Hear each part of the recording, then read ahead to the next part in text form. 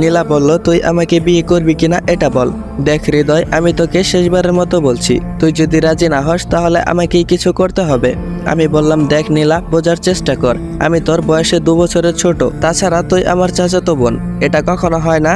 আর আমার গার্লফ্রেন্ড আছে, সবচেয়ে বড় কথা হলো কালকে তোর বিয়ে। এখন আমাদেরকেও এই বন্ধ ঘরের মধ্যে দেখে ফেললে খারাপ হয়ে যাবে। নীলা, পাগলামি করিস না প্লিজ, সামনে থেকে সর, আমি যাব। কাল আমার চাচাতো বোনের বিয়ে, তাই আজ আমার ব্যস্ততা একটু বেশি। চাচার কোনো ছেলে নেই, আর আমার বাবা মায়ের একমাত্র ছেলে আমি। আর আমার একটা বড় বোন আছে। নীলা আর আমি ছোটবেলা থেকেই বড় হয়েছি। নীলা সকালেই বলেছিল তার সাথে যেন দেখা করি, তার রুমে যেতে বলেছিল। আমি ব্যস্ত থাকায় তার রুমে যেতে পারিনি। এখন বিকাল 4টা বাজে। চাচার কাছ থেকে কিছু হিসাব বোঝার জন্য তার কাছে যাচ্ছিলাম, ঠিক তখনই নীলা আমাকে টেনে তার রুমে নিয়ে গেল।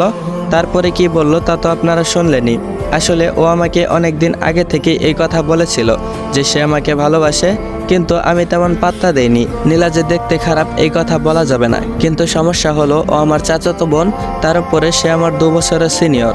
যদিও আমার গার্লফ্রেন্ড আমার থেকে 4 বছরের সিনিয়র, এসব কারণেই আমি রাজি হই না। নীলা বলল, আরে রাখ তোর গার্লফ্রেন্ড, আমি তোকে শেষবারের মতো জিজ্ঞেস করছি, তুই আমাকে বিয়ে করবি কি না? আমি বললাম, দেখ নীলা, পাগলামি করিস না। নীলা বলল, আরে পাগলামির তো এখনো কিছুই দেখিসনি, দেখ এবার তোকে আমি শেষবারের মতো জিজ্ঞেস করছি।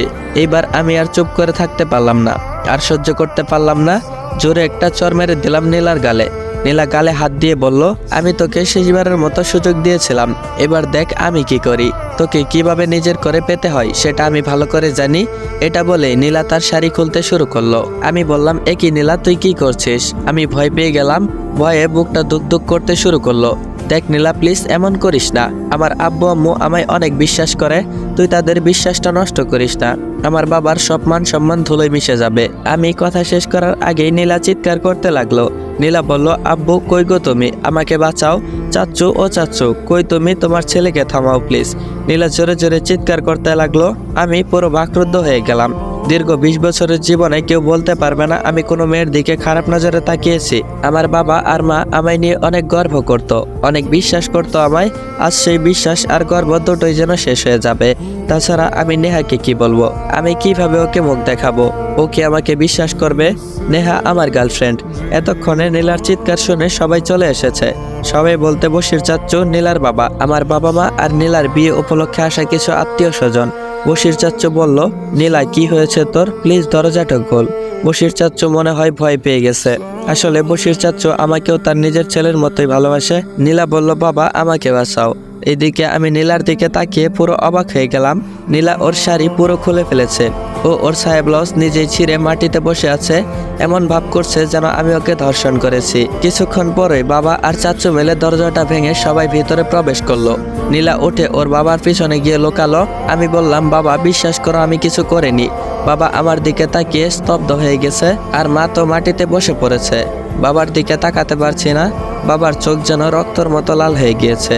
সবাই কেমন চাতক পাখির মতো আমার দিকে তাকিয়ে আছে।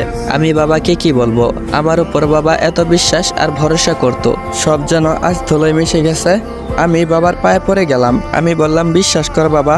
আমি আর কিছু বলতে পারলাম না, তার আগেই বাবা আমার গালে চড় বসিয়ে দিল। বাবার চোখ দিয়ে অনবরত পানি পড়তে লাগলো। বাবা আমাকে মারতে মারতে বলল, বিশ্বাস আর তুই কেন এমন করলি, কেন কেন তুই আমার বিশ্বাস আর ভরসা ধুলোয় মিশিয়ে দিলি, কোন দোষের শাস্তি দিলি আমায়? বাবা আমায় লাথি মেরে তার পা থেকে সরিয়ে দিল। আমি দৌড়ে মায়ের কাছে গেলাম। আমি মায়ের পা ধরতে যাব, তখন মা নিজের পাটা সরিয়ে উঠে দাঁড়ালো। মাকে হঠাৎ কঠোর মনে হলো। মা বলল, অবনী আমার বড় বোন, ওর জামা কাপড় সব গুছিয়ে দে।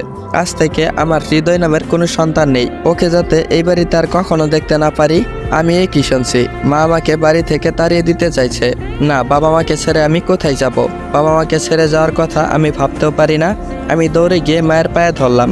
আমি বললাম, না মা, দয়া করে আমায় এই শাস্তি দিও না, তোমরা ছাড়া আমার কে আছে, আমি কোথায় যাব?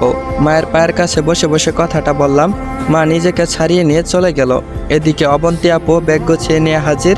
আমাকে ব্যাগ দিতে দিতে বলল, ছি, তোকে আমার ভাই বলে পরিচয় দিতেও লজ্জা লাগছে, তুই এত নীচ। আমি পুরো বাকরুদ্ধ হয়ে গেলাম।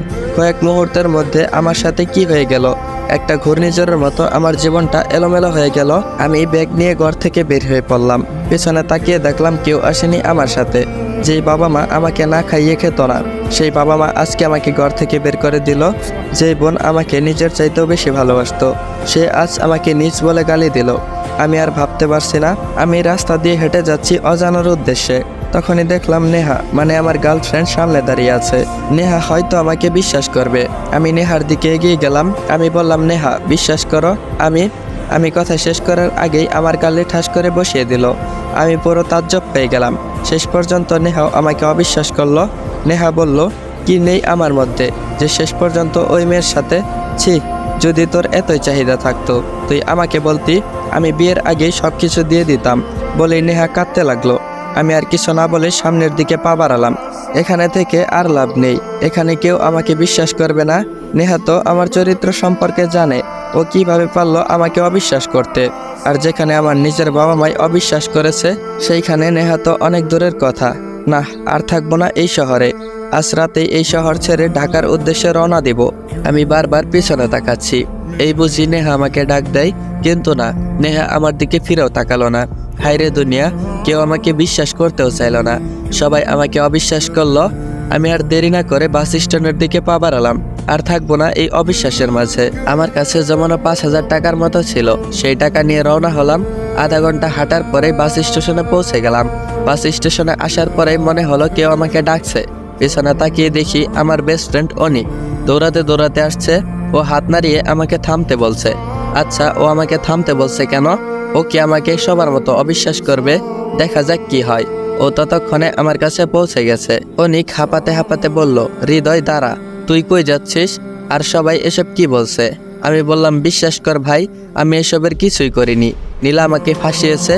বলে আর নিজেকে ধরে রাখতে পারলাম না, কান্না শুরু করে দিলাম। হঠাৎই অনিক আমাকে জড়িয়ে ধরে বলল, আমি জানি তুই এমন কাজ করতেই পারিস না। আমি তোকে ছোটবেলা থেকেই চিনি।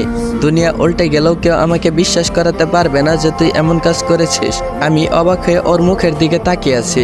হায়রে বন্ধুত্ব, যেখানে বাবা মা এমনকি প্রেমিকা পর্যন্ত আমাকে বিশ্বাস করলো না, সেখানে বন্ধু আমায় জড়িয়ে ধরেছে।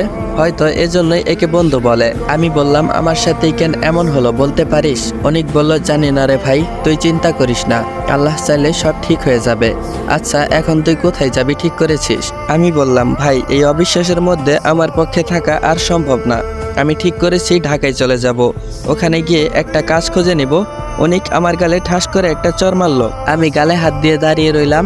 ওই শালা কাজ করবি মানে? শোন, তোকে অনেক বড় হতে হবে। তুই আমার মাথায় হাত রেখে বল তুই পড়ালেখা বন্ধ করবি না। আমি ওর মাথায় হাত রেখে নিশ্চুপ হয়ে দাঁড়িয়ে আছি। অনিক বলল, ও তুই ঢাকায় কোথায় থাকবি এই চিন্তা করছিস? দাঁড়া। এই বলে পকেট থেকে একটা কাগজ বের করে দিল। এই নে, এই ঠিকানায় চলে যাবি। ওনার কোনো ছেলে নেই, তুই ওখানে গিয়ে ওনার বাসায় উঠে পড়িস। আমি বললাম, কিন্তু আমাকে ওনার বাসায় কেন উঠতে দিবেন? আর উনি যদি সব জানেন তাহলে আমাকে বাসা থেকে বের করে দেবে। অনিক বলল, আরে ধুর শালা, তুই শুধু যা, বাকিটা আমি ম্যানেজ করে নিব। উনি আমায় ওনার নিজের ছেলের মতোই ভালোবাসে আর বিশ্বাসও করে। আমি ওনাকে সব বুঝিয়ে বলবো, তোর কোনো প্রবলেম হবে না। উনি তোকে ভালো একটা কলেজে ভর্তি করিয়ে দিবে। আমি কি বলবো ভেবে পাচ্ছি না। ভাগ্যিস এমন একটা বন্ধু ছিল। আমি ওকে কি বলে যে ধন্যবাদ দিব ভাষা খুঁজে পাচ্ছি না। আমি বললাম, ভাই, তোর এই উপকার আমি কখনো বলবো না। তোকে অনেক ধন্যবাদ। অনিক বলল, ওই শালা, বন্ধুর মাঝে আবার কিসের ধন্যবাদ? আর শোন, মানি ব্যাগটা বের করে বলল, ধর, এইখানে 3,000 টাকা আছে, রেখে দে, পরে কাজে লাগবে। আমি বলল, না ভাই, লাগবে না, আমার কাছে আছে। অনিক বলল, আরে ধর শালা, ধর, পরে আবার ফেরত দিয়ে দিস। আমি ওকে জড়িয়ে ধরে বাচ্চাদের মতো কান্না শুরু করে দিলাম। অনিক বলল, দেখ ভাই, আল্লাহ যদি চাই তাহলে সব আগের মতো ঠিক হয়ে যাবে। তুই শুধু মন দিয়ে পড়ালেখা কর আর নিজেকে গড়ে তোল। বাস ছেড়ে দিল। আমি ওকে বিদায় দিয়ে বাসের ভিতরে উঠে গেলাম। বাইরে তাকিয়ে দেখলাম কেউ আমাকে নিতে আসছে কিনা। না, কেউ আসেনি। শুধু আমার বন্ধুটা বাহির থেকে হাত নাড়িয়ে বিদায় জানাচ্ছে। আমি ওকে বিদায় জানালাম। আজ আমি রওনা হলাম নতুন জীবনের উদ্দেশ্যে। কাল থেকে আমার নতুন জীবন শুরু। টানা 5 ঘন্টা জার্নির পর পৌঁছালাম ঢাকা। আমি আগেও বাবার সাথে কয়েকবার ঢাকা এসেছি, কিন্তু এইবার প্রথম ঢাকায় আসলাম। কেমন যেন একটু ভয় ভয় লাগছে, কিন্তু এতটাও ভয় লাগছিল না, কারণ অনিকের চাচ্চুর বাসায় গিয়ে উঠবো, তাই আর থাকার কোনো চিন্তা নেই। কিন্তু মনটা অসম্ভব খারাপ লাগছে। মাত্র একটা দিন, কয়েকটা মুহূর্ত, আমার পুরো জীবনটা বদলে গেল। কালকেও ছিলাম বাবা মায়ের আদরের একমাত্র সন্তান, কিন্তু আজকে মাত্র একদিনের ভিতরে জীবনটাই পুরো বদলে গেল। যেই বাবা মা আমাকে না খাইয়ে খেত না, আজ হয়তো সেই বাবা মায়ের মনে আমার জন্য ঘৃণা ছাড়া আর কিছুই নেই। নীলা শত হলেও আমি ওর চাচাতো ভাই। ও কিভাবে পারলো আমার জীবনটাকে এইভাবে ধ্বংস করে দিতে। বাস স্টেশনে দাঁড়িয়ে এইভাবে ওর কথাগুলো ভাবছিলাম, আর ভাবতে ভাবতে চোখ দিয়ে পানি চলে এসেছে। হঠাৎ কিছু শব্দে ধ্যান ভেঙে গেল। দেখি একজন অটোওয়ালা দাঁড়িয়ে আছে। আমি ওনার কাছে গিয়ে বললাম, মামা যাবেন? অটোওয়ালা বলল, কোথায় যাবেন? আমি অনিকের দেওয়া ঠিকানাটা ওনাকে দেখালাম। এই ঠিকানায় যেতে হবে, কত নেবেন? অটোওয়ালা আমার দিকে অদ্ভুতভাবে তাকালো আর ঠিকানাটা দেখে বলল, 100 টাকা লাগবে মামা। আমি ভাবলাম অনেক দূরে হবে হয়তো, তাই বেশি চেয়েছে। আমি বললাম, আচ্ছা চলুন। মাত্র 2 মিনিট পর অটোওয়ালা একটা জায়গায় এসে দাঁড়ালো। আমি বললাম, এত তাড়াতাড়ি? এইটুকু পথ তো আমি হেঁটেই আসতে পারতাম। আর ভাবতে লাগলাম এইটুকু পথ একজনের ভাড়া 100 টাকা। অটোওয়ালা বলল, হ মামা, এটাই আপনার ঠিকানা। আমি বললাম, এইটুকু পথ একজনের ভাড়া 100 টাকা কিভাবে হয়?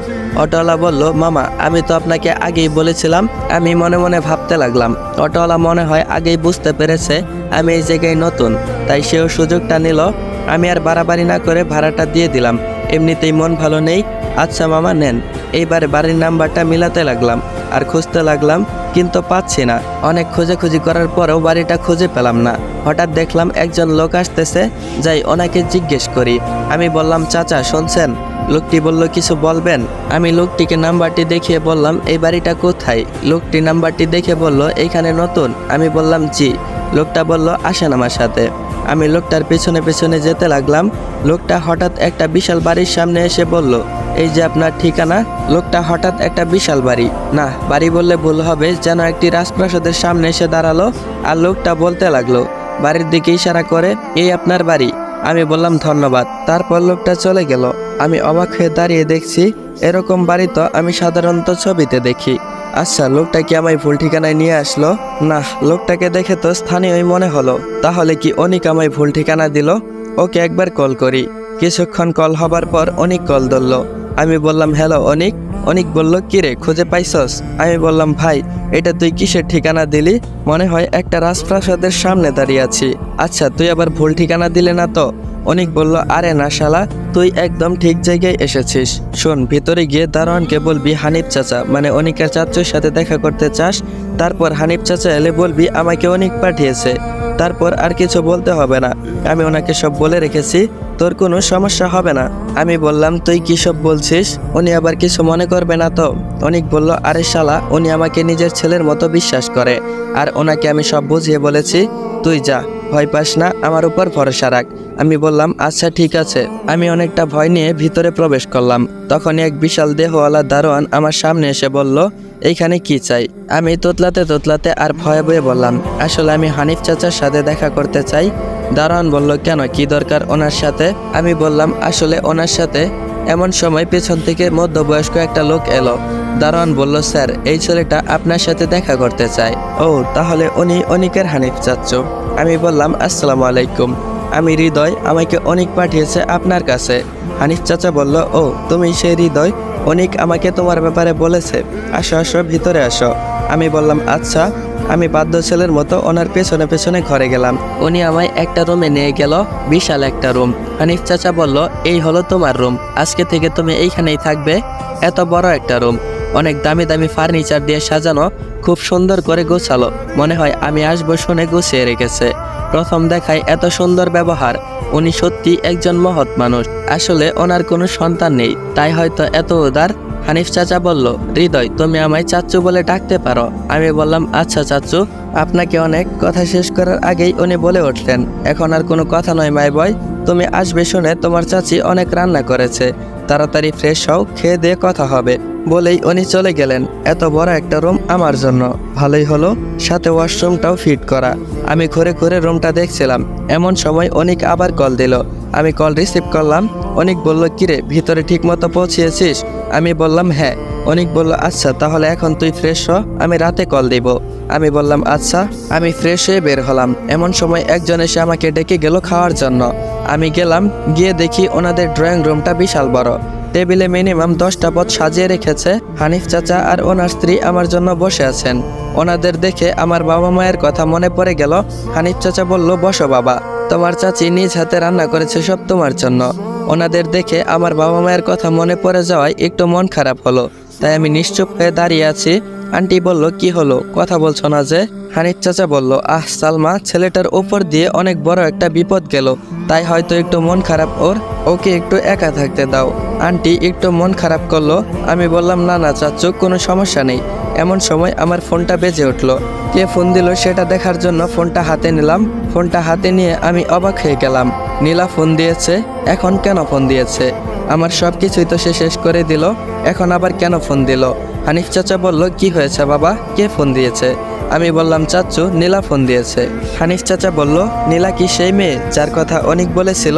আমি বললাম, জি। এদিকে ফোনটা বেজেই চলেছে। আমি হানিফ চাচার দিকে তাকিয়ে আছি।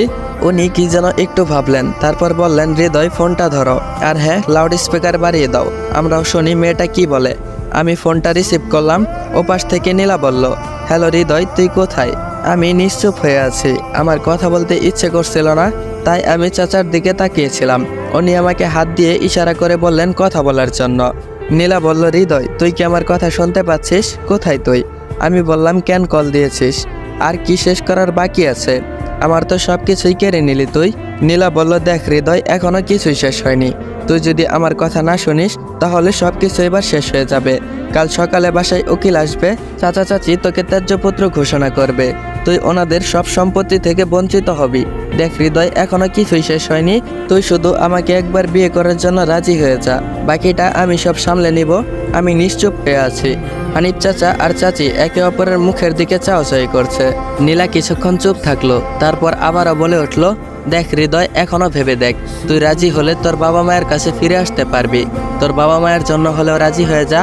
বাবা মায়ের কথাটা শুনে বুকটা ফেটে যাচ্ছিল। মনে হচ্ছিল এখনই রাজি হয়ে যাই, কিন্তু না। আমি যদি রাজি হই তাহলে অন্যায়কে প্রশ্রয় দেওয়া হবে, আর সারা জীবন ধর্ষকের অপবাদ মাথায় নিয়ে বাঁচতে হবে। আর কোন বাবা মায়ের কাছেই ফিরে যাব, যারা অন্য একটা মেয়ের কথা শুনে আমাকে অবিশ্বাস করলো? তাদের কাছে কখনোই না। আমি বললাম, দরকার নেই এমন বাবা মার, যারা তোর মতো দুশ্চরিত্র একটা মেয়ের কথা শুনে আমাকে অবিশ্বাস করেছে। আর হ্যাঁ, ভবিষ্যতে আর কখনো আমাকে ফোন দেওয়ার চেষ্টাও করবি না। বলেই ফোনটা কেটে দিলাম আর নীলার নাম্বারটা ব্লক করে ফেলে দিলাম। হানিফ চাচা আর চাচি মুখের দিকে তাকিয়ে আছে, আর চোখ দিয়ে পানি পড়ছে আমার। তারপর আমি আর খেলাম না, খাওয়া রেখে নিজের রুমে চলে আসলাম। মানুষ অল্প শোকে কাতর হয়, আর আমি অধিক শোকে পাথর হয়ে গিয়েছি। চাচি আমাকে ডাকতে চাইলো, কিন্তু চাচা থামিয়ে দিয়ে বলল, থাক, যেতে দাও। ছেলেটার উপর অনেক বড় একটা ঝড় যাচ্ছে, ওকে একটু একা থাকতে দাও। একা থাকলে মনের কষ্টটা একটু হালকা হবে।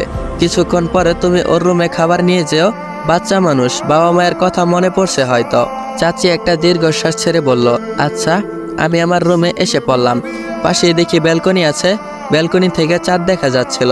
আমি ব্যালকনিতে গিয়ে চাঁদ দেখে সবকিছু বলার চেষ্টা করছিলাম। এমন সময় অনেক কল দিল। অনেক বলল, কিরে, কি খবর? আমি একটা দীর্ঘশ্বাস ছেড়ে ধীর কণ্ঠে বললাম, হ্যাঁ ভালোই। অনেক বলল, ওখানে তোর কোনো অসুবিধা হচ্ছে না তো? আমি বললাম, না না, কোনো অসুবিধা হচ্ছে না। অনেক বলল, শোন, তুই অনেক জার্নি করেছিস, এখন আর রাত জেগে থাকিস না, শরীর খারাপ করবে। তুই কোনো চিন্তা করিস না, আল্লাহ চাইলে সব ঠিক হয়ে যাবে। আমি বললাম, আচ্ছা। অনিক আবারও বলল, আর শোন, নেহার কোনো খবর শুনেছিস? আমি বললাম, কিসের খবর? অনিক বলল, নেহার ঢাকায় একটা ভার্সিটিতে চাকরি হয়েছে। আমি বললাম, ওহ ভালো। অনিক বলল, আচ্ছা তুই ঘুমা। তারপর আমি এসে শুয়ে পড়লাম। কিছুক্ষণ পরে চাচি আমার রুমে ভাত নিয়ে আসলো। চাচি বলল, হৃদয়, উঠো, খেয়ে নাও। আমি বললাম, না চাচি, এখন আমি খাবো না, ভালো লাগছে না। চাচি বলল, না, তা বললে কি হয়? তুমি সেই সকাল থেকে জার্নি করছো, তারপরে আবার এসেছো, কিছুই খাওনি। এইভাবে চললে তুমি তো অসুস্থ হয়ে যাবে। তুমি ওঠো, আমি তোমাকে খাইয়ে দিচ্ছি। চাচির চোখে মুখে কিছুটা মলিন ভাব দেখতে পেলাম। উনি আমার ওপর মায়ের মতো অধিকার খাটাচ্ছে। আসলে মা না হতে পারার কষ্টটা যে কেমন, সেটা আমি ওনাকে না দেখলে বুঝতেই পারতাম না। সব নারীরই তো মা হতে ইচ্ছে হয়। নারীর আসল মহিমাই হচ্ছে এই ব্যাপারটাই। কিন্তু চাচি মা হওয়ার সুযোগ থেকে বঞ্চিত। চাচির জন্য আমার খুব মায়া লাগলো। আচ্ছা, কেমন হয় যদি আমি যতদিন এইখানে আছি ততদিন যদি আমি ওনার মা হওয়ার ইচ্ছাটা পূরণ করি? একবার বলেই দেখি। তারপর আমি বললাম, চাচি, আমি কি আপনাকে মা বলে ডাকতে পারি? চাচি মনে হয় এই কথাটা শোনার জন্য প্রস্তুত ছিল না। উনি আমার দিকে ফেল ফেল করে তাকিয়ে রইলেন। ওনার চোখের কোণায় পানি এসে গেল। উনি হঠাৎ করে আমাকে জড়িয়ে ধরে কান্না শুরু করে দিল। একজন নারীর মা হতে না পারার কষ্টটা একজন নারী বুঝতে পারে। আমি ওনার মাথায় হাত বোলাতে লাগলাম। এমন সময় দেখি চাচা দরজায় দাঁড়িয়ে আছে। ওনার চোখেও পানি জমে গেছে। উনি হাত দিয়ে চোখ মুছতে লাগলেন। এমন সময় বললেন, চাচা, সালমা, কি হচ্ছে? ছেলেটা সকাল থেকে না খেয়ে আছে, ওকে আগে খেতে দাও। চাচি আমাকে ছাড়ছিল না, আমাকে জড়িয়ে ধরে রেখেছিল। চাচার চোখটাও কেমন যেন ছলছল করছিল। এমন সময় চাচা আবারও বলে উঠল, জানি একদিন ভাঙবে ভুল, সেদিনের অপেক্ষায় কাটাই প্রহর। কোনো দোষ ছিল না, প্রমাণ করে নষ্ট জীবন থেকে একদিন নিব অবসর। আসসালামু আলাইকুম এভরিওয়ান। চাচাতো বোনের মিথ্যা অপবাদ গল্পের 1 নম্বর পর্বটা এইখানে এন্ড করা হলো। তো গল্পটা তোমাদের কাছে কেমন লাগতেছে অবশ্যই কমেন্ট বক্সে জানিয়ে যাবা। আর হ্যাঁ, পরবর্তী পাওয়ার জন্য অবশ্যই চ্যানেলটা সাবস্ক্রাইব করে বেল আইকন নোটিফিকেশনটা অন করে রাখবা, যাতে করে পরবর্তী পর্ব আসার সাথে সাথেই তোমার ফোনে নোটিফিকেশন যায়। তো পরবর্তী পর্ব আসা অবধি সবাই ভালো থাকবা, সুস্থ থাকবা। আল্লাহ হাফেজ।